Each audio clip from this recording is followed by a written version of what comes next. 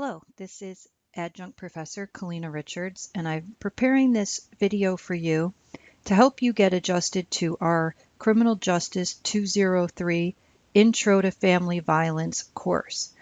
If you are used to taking courses in Blackboard and feel comfortable navigating around a course, I need you to watch this video anyway because we're going to basically cover the syllabus in this video, and I need to make sure that you have all the information everyone else does. If you are new to online courses, maybe you haven't taken an online course in a while, maybe you've never taken an online course in Blackboard, my goal is that this video will make you feel much more comfortable and confident about taking a course in Blackboard. I am sure it will help you in our course, and I hope it'll help you in some of your other Blackboard courses as well. So the way you get into any Blackboard course at Hudson Valley is you need to just start on our main page. Please know things will look a little bit different for you because I have to sign in as a faculty member. So a couple of my screens will look a little different, but the concepts are exactly the same. So you just start by going to I am a. You're going to choose student. I'm going to choose faculty member. And it takes us both to a page where it shows us all the systems at Hudson Valley we have access to. You'll note this is also how you access your Hudson Valley email, right? So to get into any Blackboard course at Hudson Valley, this is the link that you need. My Hudson Valley portal/Blackboard. That will take you to every course you're taking at Hudson Valley. Double click on it. And it takes you to this page. Again, mine's slightly different because I'm an instructor, but it's essentially the same, especially in this field on the right side of your page. You will see listed every course you're taking at Hudson Valley. The course should be here whether you're taking a live Zoom course or like this one, it's a course taught entirely online.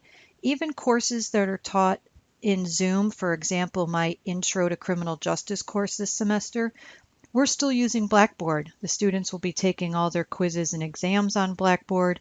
If I have a handout I need to give them or a video I need them to watch, they're going to be on Blackboard as well, almost as much as you are. All your courses that are entirely on Blackboard, of course, will be there as well. For our course, you're looking for Fall 2020 CRJS 203 Intro to Family Violence. You'll see right now it says it's unavailable, and that's because our course is unavailable until Tuesday, September 1st at 8 a.m. But when you come in here, I assure you, it will say available. To open the course, you just double click on it. When you open any Blackboard course, it should take you right to the announcements page. That's the default setting in Blackboard, and it's what most instructors use is the announcement page. You'll know it's our course because of the banner on the top. The announcements are for me to give you reminders. I send a lot of reminders. I will remind you if a quiz is due or a project is due, or if the pages in the textbook are different than maybe I told you during the assignments, or any changes that come up. I'm going to post them in the announcements page. And when I post a new announcement, that will always be on top. The latest announcement will always be first. When you open the course tomorrow when it opens, you'll see a list of instructions here, and it's going to tell you exactly what you need to do to start taking the course. And I'm going to show you some of those items right now. The left side of the screen is what we always call the main menu. If I tell you anything's in the main menu, it's over here. I'm just going to switch to the view that you see as a student, so just bear with me 1 second. So this is how the course will appear to you when you open it. So this is the main menu on the left side, and these are all links to information. The announcements link you don't need because you're already on announcements. Course information, we're going to spend a lot of time on this in a minute. Semester schedule, down the list, all these are different items we're going to use in the course. Course information is where you're going to start. You just double click on it, a bunch of items are going to open up. There's a lot of information in here. So how the course works. The course works by modules. So we have 15 different modules, one module for each week of the semester. Week 8, the only thing you're doing in the module is taking the midterm exam. Week 15, the only thing you're doing is taking the final exam. But every other week represents a week's worth of material. So within each module, we have 8 sections. The first thing you'll always see in a module is the objectives. That's what I expect that you will learn and be able to describe and demonstrate your knowledge of for that particular module. So that's just a list of items. You don't have to do anything with it. The second thing you'll see is the lecture. The lecture is always prepared by me. That is something I create for this course. Right now, I'm doing them in the form of videos. That may change during the semester, but it will always be something I create for you. The next thing you'll see in every module is the textbook assignment. You can't access the textbook through Blackboard. You've got to use your actual hard copy book. That link will just simply say what pages are due for that week. I'm going to hop all over the textbook. We may be in chapter 1 and then chapter 6 and then back to chapter 2. So I'll always make sure you know exactly what pages we're going to be covering at any time. The fourth thing you'll see in every module is the article. If I assign you to read a newspaper article or an article I saw online or an item I saw on, say, Instagram, I'm going to provide you the link for it. You don't have to go find that. I'm going to give you the link to any article I want you to read. The next item you'll see in a module is media.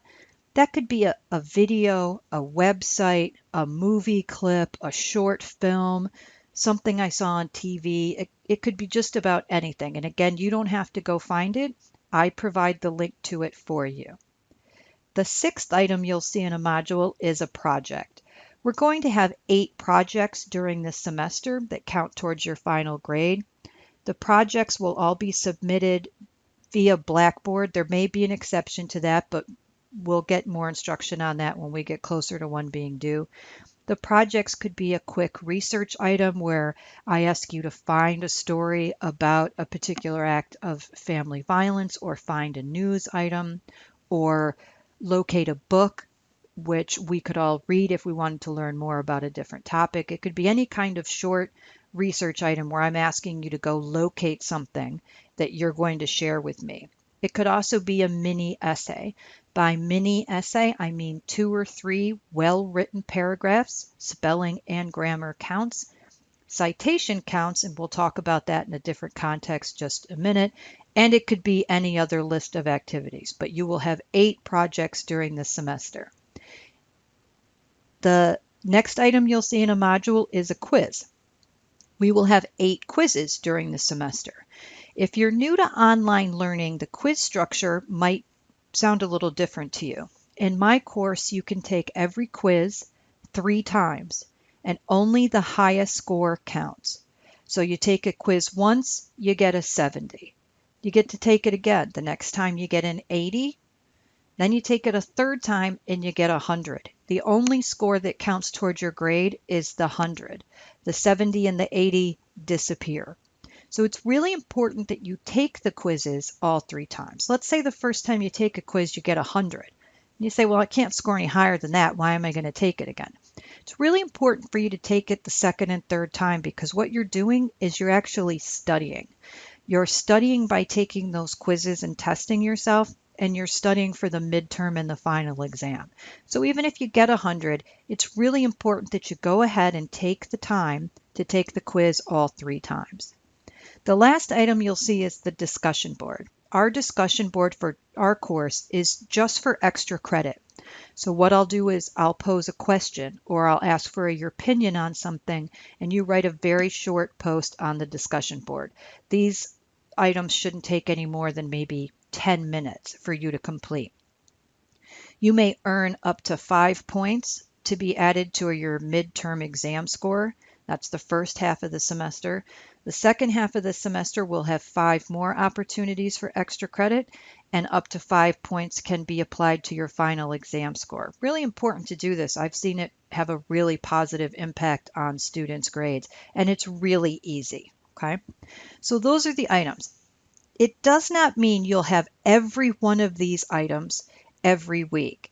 If I have a particularly long textbook assignment for you, I'm not going to assign you a project. If you have a quiz, I'm not going to, give you an hour and a half long lecture. I try to balance all your items so you're not overwhelmed one week and then have almost nothing to do the next week.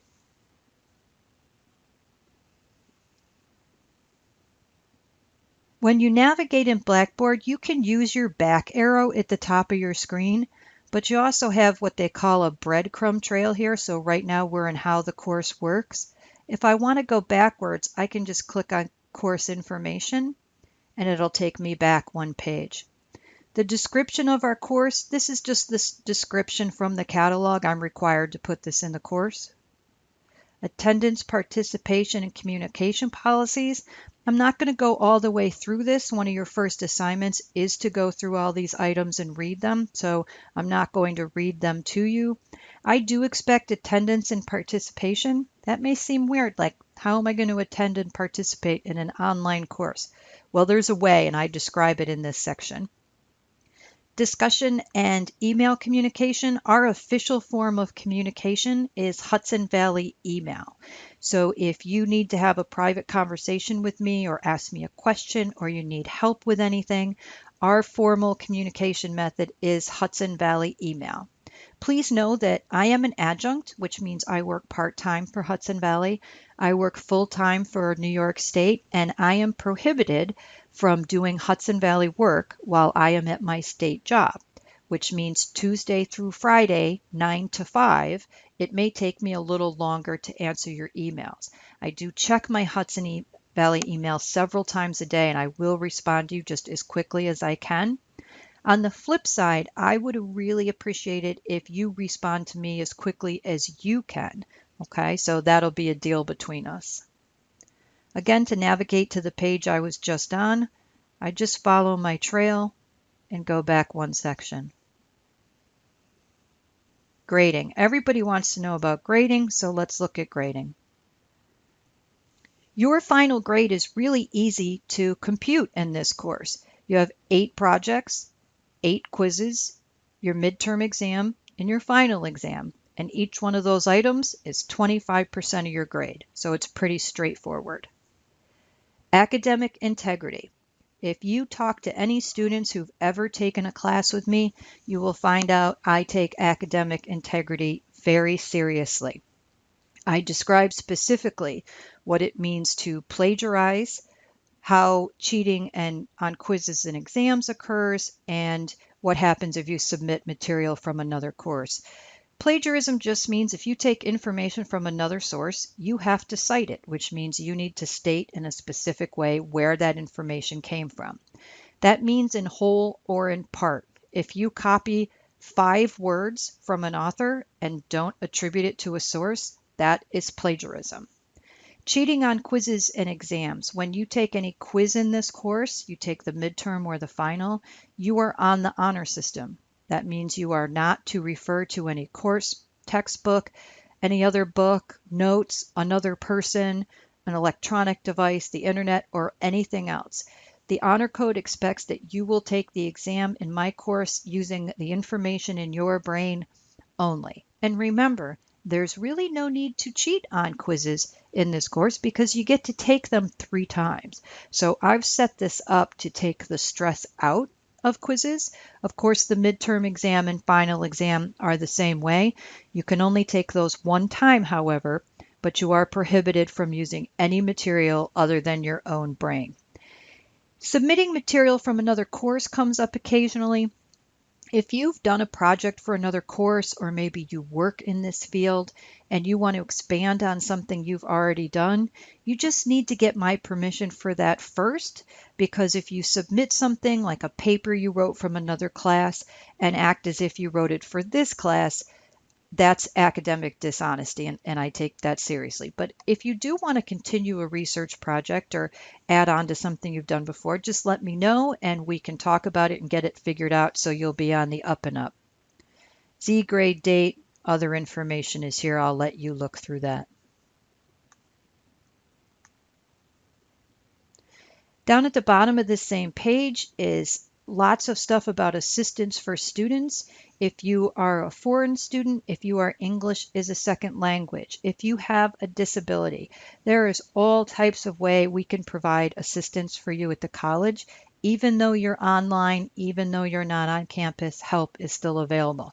There's lots of information in this folder about that. This folder has a lot of how-to tutorials, that's hard to say, sorry, how-to tutorials about how to do things on Blackboard. This link has a lot of systems help. If you ever go to use a link, any link on our class, whether I sent you to an article or you're trying to find assistance and it doesn't work, please, please let me know. I check all my links frequently, but that doesn't mean there's an error there that I don't know about. So I do have to rely on you to tell me that there's a problem, and I'll get it fixed just as quick as I can. So again, there's a lot more information in here. I'll let you do that on your own time. The semester schedule is kind of a neat item for online students. And here's a trick for you. You can see that part of the schedule here is cut off. On your screen, you can get rid of the main menu. If you kind of hover over this area, you'll see that gray bar appear. If you click on that gray bar, it'll give you a little more space on your screen. A lot of times students will send me a panicked email saying, I lost the main menu. It just hides behind that gray bar, but it does give you more room. The semester schedule is not complete. I am still filling items in, but you will see here's your entire first week spelled out. It tells you that starting Tuesday, September 1st, you have a lecture, you have textbook reading, there's no article this week, you have a short video to watch, a short assessment we'll talk about in a minute, there's no project this week, there's a practice quiz, this is not graded, that's due by Monday, September 7th at 11:59 p.m. And that we do have extra credit this week, that's just your brief introduction. So those are the items that are due. Your modules will always open on Tuesdays at 8 a.m. That's when you can see everything that's due. And everything is due by Monday at 11:59 p.m. Once 11:59 p.m. arrives on Monday, the module closes. What that means is it's no longer available. You won't be able to see it. When you open instructional modules, Module 1 will have disappeared. This schedule will be filling in very quickly. You'll see a lot of question marks and blank spaces, but it walks you through every week of the course.